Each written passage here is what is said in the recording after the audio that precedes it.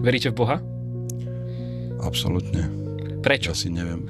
Pretože keď nájdete v jaskyni čmáranicu na stene, ktorá pripomína nejaké zviera, tak predpokladáte automaticky inteligenciu, ktorá ju tam nakreslila. Teraz nájdeme DNA, ktorá je nepredstaviteľne zložitým informačným systémom, programom, ktorý používa kódy, presné kódy. A potom ešte zistíme, že v tom genetickom kóde je ešte aj informácia o tom, ako má vzniknúť molekula, enzym, ktorý má kontrolovať tento genetický kód.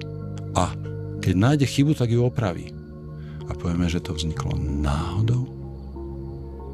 Že to vzniklo samé?